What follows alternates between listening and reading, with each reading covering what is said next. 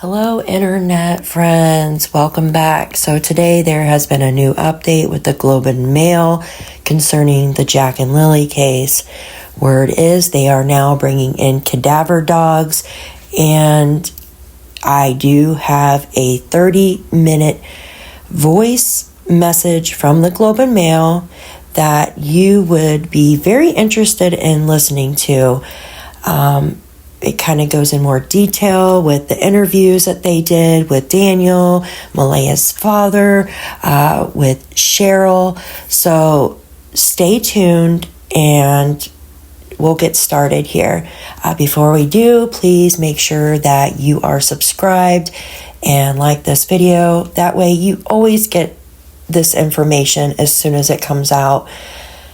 Let's pray that there is justice for these two children. There's been too much time. All right, let's get started. The thing I did was try to understand what was happening on the ground that day. So we learned that Jack and Lilly are two siblings. Lilly is 6 and Jack is 4. And they were living in the home of their stepfather's mother. So it's a trailer in the community of Landsdowne, which is about 100 people in a remote area with no cell phone service in PICTOU County. I also reached out to both parents. Malaya is the children's mother, and I got a reply from Daniel Martel, the children's stepfather. And Daniel and I got on the phone that afternoon, and we had quite an emotional conversation. Can you take me through sort of what happened? Like you guys heard the kids playing in the morning, and how did that go? Yeah, Lilly came into the room multiple times. I mean, me and Malaya and the baby were just in the bedroom.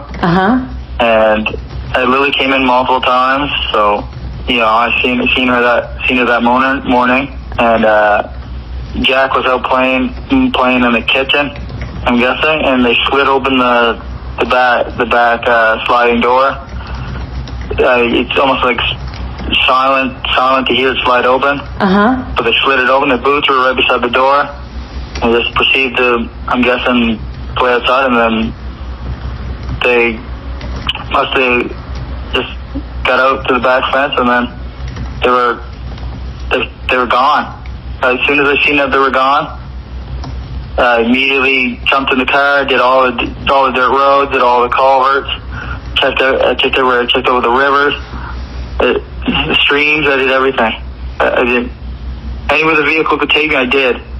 Yeah. And then as soon as I got back home, like 10 minutes later, I immediately went out on foot till the officers got here. What were the conditions like in the woods when you were running? The conditions are thick. My cousin said that she talked to some searchers, and they said they've been over on 500 different searches, and this is one of the hardest ones I've ever seen. What makes it so difficult? Is it the thick woods, or what is it? Very thick woods, the terrain, elevation throughout the terrain. Okay. It didn't matter to me though. I was going up through water up to my waist, and the helicopters were just sitting there watching me, hovering above me. So all 3 adults that were on the property at the time the children disappeared have the same story. Malaya has said virtually the exact same thing Daniel has said. And Daniel's mother, Janie McKenzie, also told police she heard the children playing in the yard that morning. So police essentially began a massive search and rescue operation initially. Within the next following days, hundreds of people were brought to this part of PICTOU County and began searching the forest. It's a densely wooded area with a lot of mine shafts. It's abandoned mines. Difficult searching. They were aided by guide dogs and helicopters and drones. A lot of people scanning out in a grid around the home, found no trace of the kids. And then we learned that the day after the children were reported missing, that the RCMP's major crime unit was brought in to take on the case. One thing the RCMP are emphasizing is that all options are part of their investigation right now. It is a missing persons case. It remains a missing persons case, which can pivot to a criminal investigation. Well, the key thing is they haven't found the bodies of these children, right? It's difficult for there to be criminal charges without the bodies of the children being discovered. No one who's been involved in the investigation is pretending that the kids are alive somewhere. They don't seem to believe that theory at all. So they're trying to find the bodies, and until they do, it is difficult for this case to go to that next step. After the children went missing that Saturday of May 3rd, there was an argument at the home between Malaya's family members and some of Daniel's family members. One of Malaya's family members hurled an accusation that Daniel had something to do with the children's disappearance. And this stemmed from discussion about meth use in the home.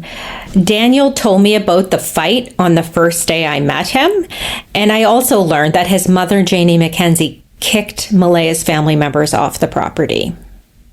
After that point, at a briefing, a police update that Daniel and Malaya attended together, Malaya left the briefing in tears. And when Daniel tried to speak to her alone, her mother would not let him. And that there was also an altercation there that resulted in Malaya leaving with her mother, cutting off contact with Daniel, and the two have broken up. She's changed her Facebook status to single, and she has not come back to the community. We had been asking him questions about these allegations of drug use, and he responds essentially saying, look, he's got nothing to hide. He acknowledges he's done meth and other drugs in the past, but he doesn't struggle with them. And the way he explained it to us was he was attending Narcotics Anonymous essentially to clear his name. What do you make of all of the speculation that's going on? So many people are waiting. Well, I can already tell you the drug party is absolute bullshit. Yep. And I even asked the RCMP, give me drug tests. I asked CPS, give me drug tests. Yep. They said, no, it's not a concern. We're not going to do that. I even go to Narcotics Anonymous. Okay. I do everything. Like, I go to 3 times a week just to clear the air for all that bullshit. I mean, even when it comes down to Jack and Lilly, I'm the only one from both sides of the family that is actually doing anything. I'm doing media all the time. They probably refuse to do media with you guys, I'm guessing. Yeah, they're not talking. Yeah, they won't do anybody. We learned through our reporting that Nova Scotia's Child Protection Office had been contacted by the kids' school out of concern about the way they were showing up at school. We don't know the specific details of what the concern was that prompted that call, but we do know that that caused a child protection worker to go to the children's house and interview their parents, and this was in the months before their disappearance. I was looking through the Facebook page of the children's school to understand what their school life was like. I was really just curious about the types of things they did at school and, you know, what their lives were like there. And I came across a photo of Jack with a black eye. And so that photo was dated December 13th, 2024. It was 5 months before he and Lilly disappeared. I asked Daniel how Jack received the black eye in December, and he didn't respond. But in private Facebook messages that were shared with me, he acknowledged that Jack had many black eyes. He said Lilly even had a black eye when Jack and Lilly disappeared from an incident that happened on May 1st, the day before the children went missing. He said a Tonka truck that she pushed down on swung up and hit her in the face. We know that Scott Armstrong, Nova Scotia's minister responsible for child welfare, has looked into this case. He will not discuss the specifics of it, but he says he's cooperating with the police, and if there will be a time when we can question how the system responded, he will discuss that publicly. But he said for now he wants to focus on getting a resolution and finding these kids. But there's a lot of questions about how the system may or may not have missed warning signs around the home life of these children. And we do know Nova Scotia is one of the few provinces in Canada that does not have a child and youth advocate. And that is a specialized position that can look at how a child welfare system acts and where it fails and where it has flaws. And there's a lot of folks who are saying maybe this is time that Nova Scotia get one and improve the way that it handles child welfare. And that's the shame of the story, is that there were people who were concerned about what they saw, who tried to do something about it, And while it's unclear how the system responded, we know that child protection officer went to the house and talked to the parents. So the system, in some ways, did try to act as it should, but this is happening in an environment where the child protection system in Nova Scotia appears to be very broken. So there's a lot of questions that still need to be answered about what exactly happened after that visit to the kids' home before they disappeared.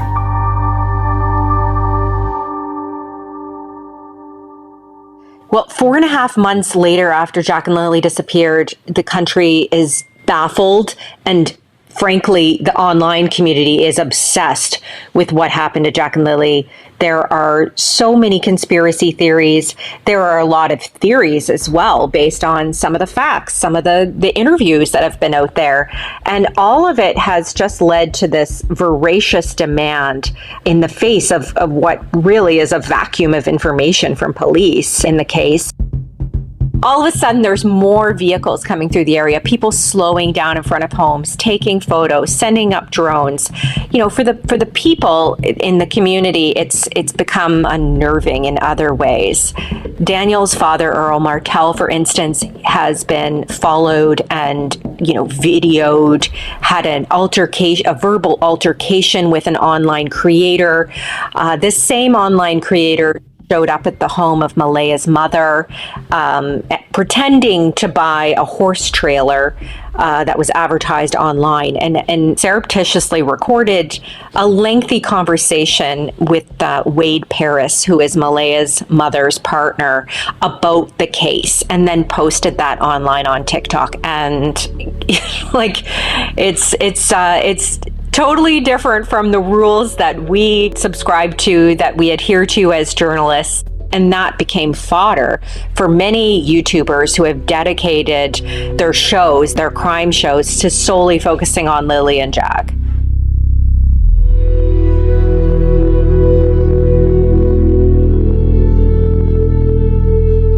So people are very cagey of the media and outsiders driving around, looking at, the so-called crime scene, or, the scene of where these children went missing, and it's created a lot of suspicion in the area. It jeopardizes investigation, right?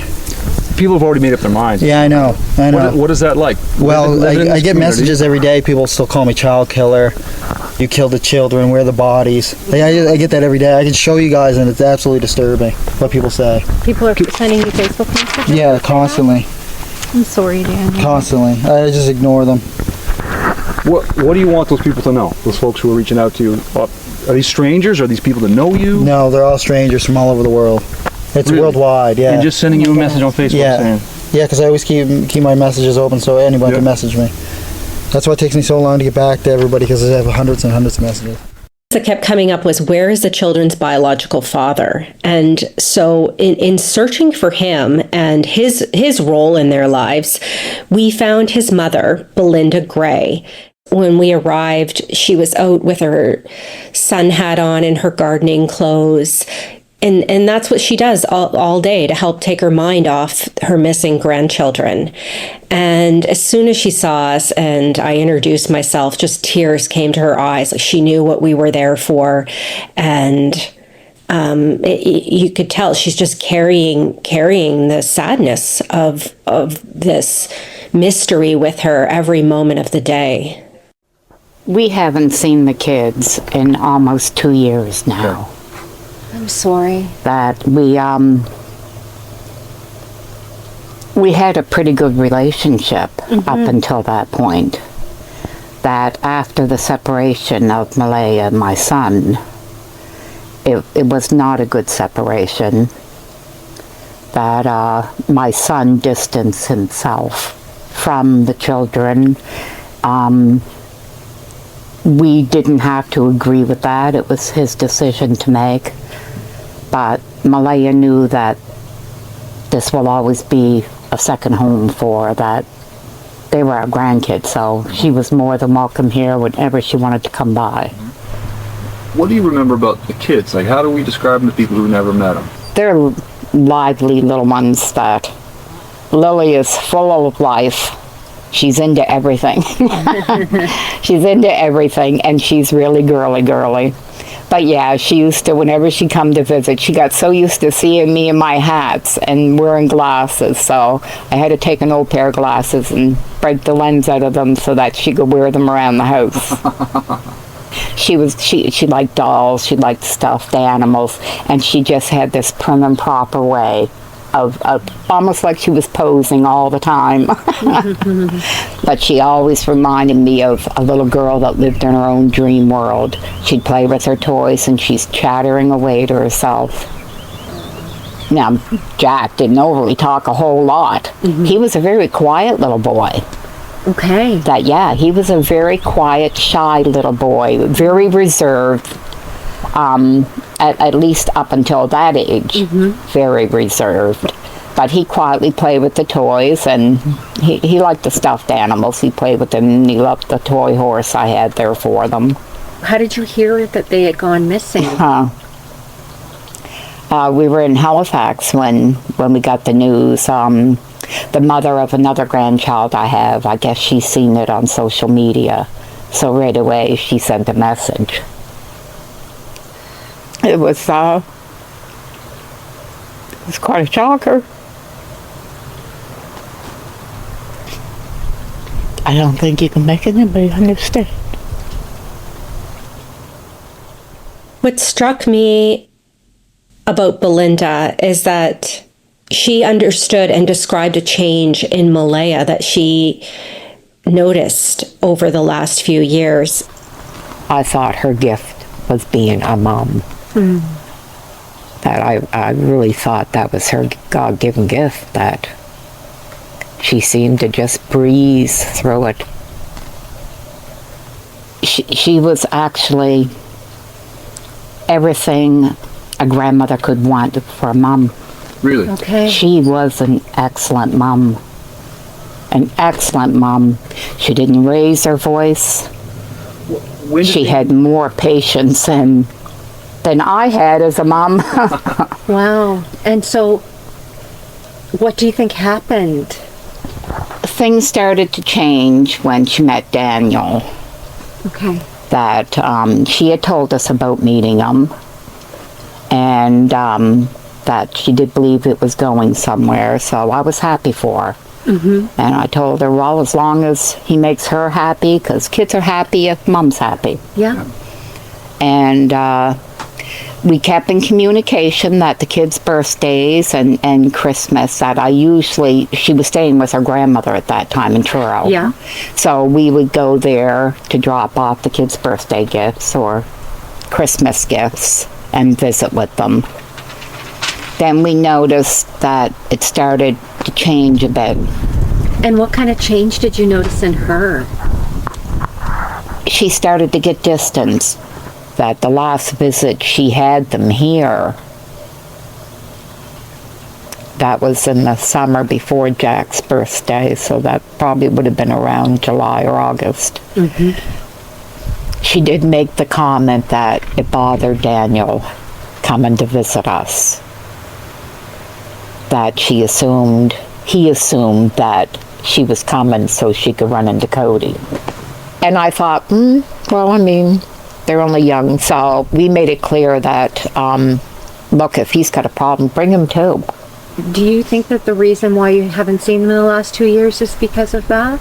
I do feel it's because of him. I do. I mean, she was coming all the time up until she got with him. And then when she drove to the home the day after the children went missing to help look for them, she was flabbergasted at the state of the home. Malaya appeared totally different to her than she had previously. She wondered what happened in those 2 years. I was blown away when I found out where they lived. Why? What is it about that area? Well, we passed a few times in the last couple of years. And I actually remember seeing the mobile home. And I remember thinking that, my God, they should at least clean the yard up a bit. I'm awful critical of things. It's a shame, but I am. Well, it's okay. My philosophy has always been a person can be poor because I don't have money, that I am on the poor side of life. But you fix up what you got. You keep clean what you got. That's just been, so I had no idea. And I made a comment about the trailer twice when we had passed. So Saturday, me and some of my family members took a trip out Saturday to do some searching. And then Monday we had the four-wheeler and we started doing the trails. And we took the trails all up through the pipelines. And the power lines, that we checked all the trails. And the ribbons were everywhere, that the searchers were all up through the area. The ribbons that you couldn't go within 4 feet without seeing ribbons throughout the woods everywhere. That I did know they were well searched. I still had hope that maybe they were lost in the woods. Then when we come back to the trailer and the cousin met me out in the yard, Daniel's cousin. Okay. She met me in the driveway and I asked where Malaya was. And she told me Malaya wasn't there. And that hit me like a ton of bricks. What was it about that? If she could leave, then to me she knew her kids weren't coming back. Because I know I couldn't leave. I wanted to sleep in my car there.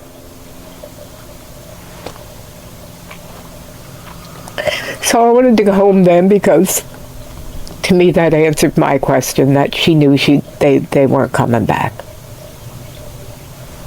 The longer this goes on, Belinda, how worried are you we may not get answers? That leaves me sick to my stomach. I don't believe my grandchildren are alive. I have resigned myself to that one. But to not get answers, it's like, no. There's answers out there. 2 kids just don't disappear. And I'm so afraid that people will stop talking about it and they'll forget them.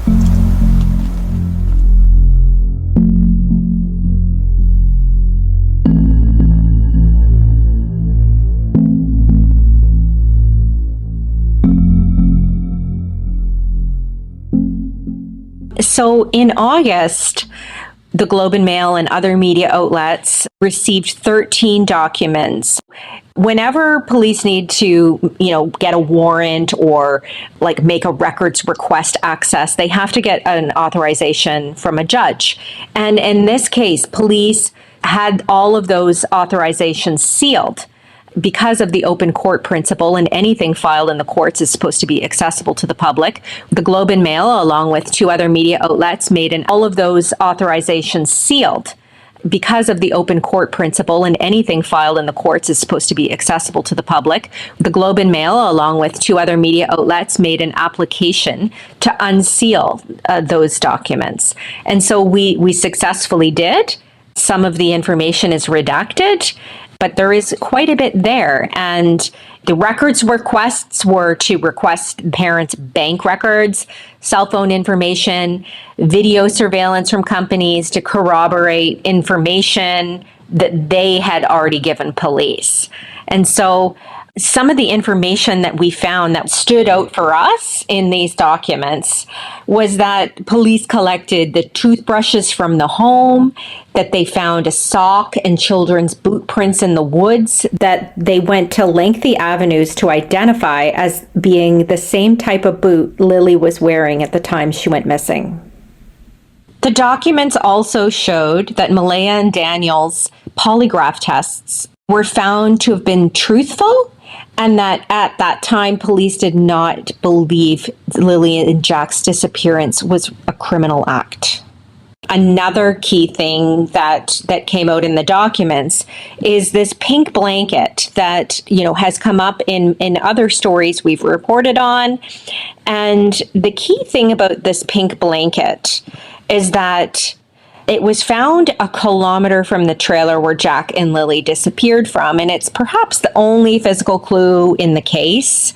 So what's interesting is that Malaya's sister found this blanket along with 2 other family members the day the children were reported missing in the afternoon. And Daniel originally said that blanket was not Lily's. Malaya said the blanket was Lily's. Then Daniel suggested that the people who found the blanket planted it. So I spoke with Malaya's sister, Haley Ferdinand, who found the blanket, and she denies having planted anything. We most certainly did not.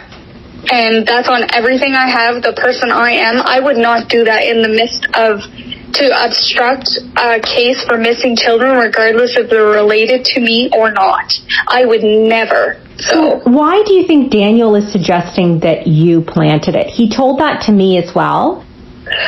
Probably because I was the one that was hot on his ass the whole time we were there. Okay. And he didn't like me from the get-go when I got there, because he would not speak to any of Malaya's family when we showed up to help the search for Lilly and Jack. He'd put his head down, he would ignore us, he would walk away from us, he wouldn't engage in conversation, and I kept at him. I was there for Jack and Lilly, and I'm still here for Jack and Lilly. We're not sure what all of this means, but it's very interesting information and perhaps the only physical clue that the public knows about at this point. And that blanket, police have told us, has been sent for forensic testing. And we were able to find Malaya's father. So this is the grandfather of Jack and Lilly. We found him through an address we obtained from a parking ticket he had in Halifax, right? And got an address outside of Sabanakati First Nation, and went and knocked on his door, and he was happy to talk. I didn't hear about this. It happened on a Friday. I didn't hear nothing until like a Sunday. Oh, jeez. Yeah, I was really upset. Have you been in it? Like, if the police come and asked? Nope. Nothing. What Never asked me anything. What do you remember about the kids? Kids, they were happy. Yeah. Very happy. Yeah? Yes. Every time I seen them, they always lived at their grandmother's in Truro. I got you. Okay. Yeah. Well, at their great grandmother's. Yep. Yeah. Yep. At Patty Carter's. That's where I used to go visit. Okay. Yeah. What? Until this guy moved him away, and that was the last time I seen him. And so he took us to his mother's house, Connie Brooks, in Indian Brook. It's part of Spaganagity First Nation. So we went to her home and we saw family photos all over the wall, some of Lilly and Jack, some of Malaya as a child. Yeah. When's the last time that you got to see Lilly and Jack? I seen Lilly last year when she brought her up here. Yes, the last time I seen Lilly. Okay. Yeah, that's when they took them pictures. Okay. Yeah. Okay. Did Lilly and Jack ever learn anything about their Mi'kmaq heritage? No, because they lived off the reserve. Okay. They come up occasionally, you know what I mean? She brings them up in vision. Yeah. She brought them up, and did you show them anything? Yeah, we showed them everything, and then, you know. And Connie Brooks told us some interesting information.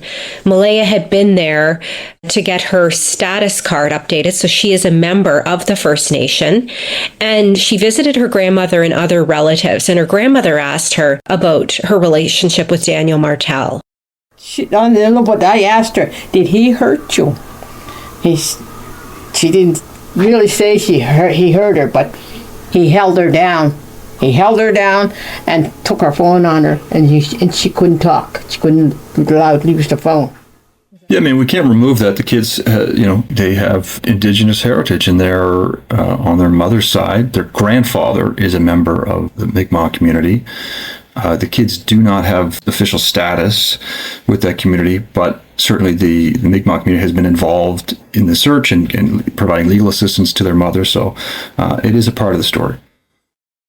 I do see the case as connected to missing and murdered Indigenous women and children because, well, for one, Malaya's father brought that very issue up to us and was wearing an orange shirt to raise awareness about missing children. And while there hasn't been a specific outcry about it, I think one thing to consider is that children going missing or being murdered happens more often to Indigenous kids, statistically. And so you can't disconnect that these children have gone missing for this long with no answers.